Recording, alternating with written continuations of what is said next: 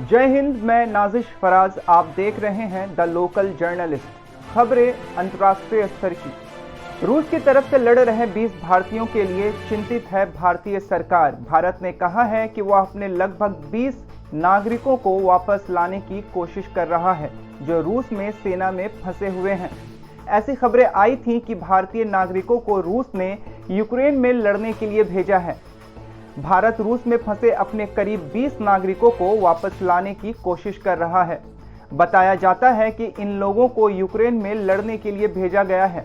भारत कोशिश कर रहा है कि उन्हें रूसी सेना की सेवा से मुक्ति दे। बताता चलूं कि 2 साल पहले रूस में यूक्रेन पर हमला किया था और अब तक उसके दसों हजार सैनिक मारे जा चुके हैं।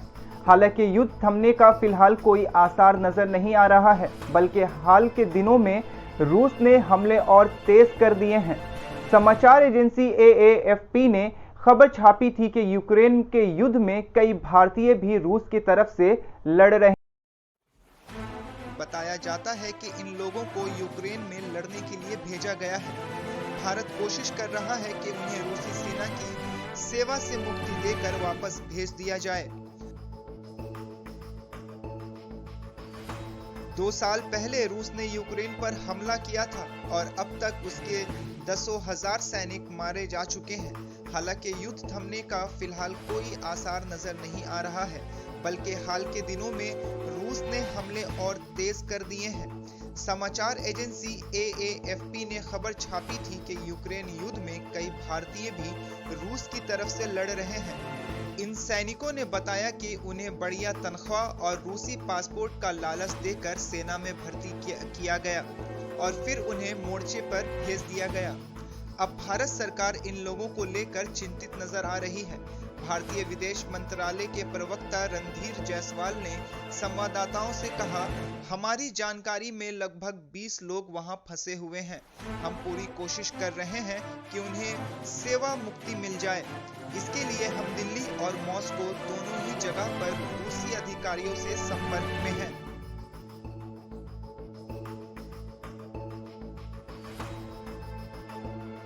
पिछले हफ्ते ही विदेश मंत्रालय ने इस बात की पुष्टि की थी कि कई भारतीय ने बतौर सहायक काम करने के लिए रूसी सेना में नौकरी की। हालांकि तब मंत्रालय ने संख्या नहीं बताई थी, लेकिन कहा था कि कई लोगों को पहले ही सेवा मुक्ति दिलाई जा चुकी है।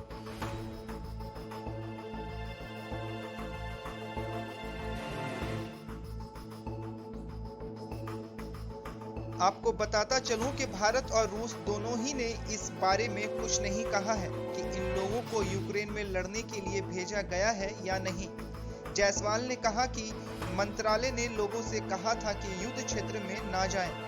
मीडिया से बातचीत करने वाले सैनिकों ने बताया कि उनसे कहा गया था कि उन्हें लड़ाई में हिस्सा नहीं लेना होगा, बल्कि अन्य काम करने होंगे। लेकिन यूक्रेन भेजे जाने से पहले इन भारतीयों से एक कॉन्ट्रैक्ट भी दस्तखत कराए गए थे।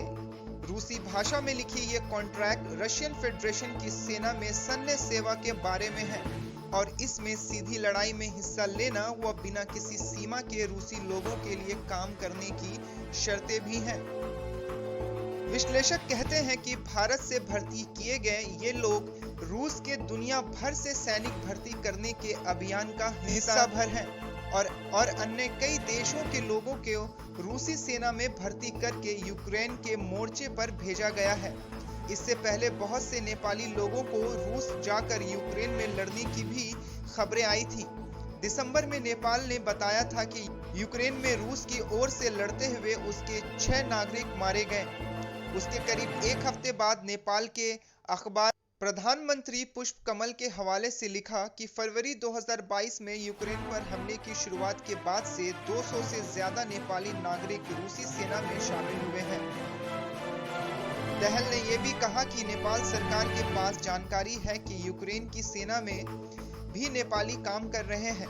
जनवरी में रूसी सरकार ने एक आदेश जारी किया था कि जो भी विदेश नागरिक रूसी सेना में भर्ती होगा वह रूस की नागरिकता पाने के योग्य होगा। वहां के राष्ट्रपति व्लादिमीर पुतिन द्वारा जारी किए गए इस आदेश के मुताबिक रूस के लिए लड़ने वाला सैनिक और उसका परिवार रूस के नागरिकता का हकदार होगा।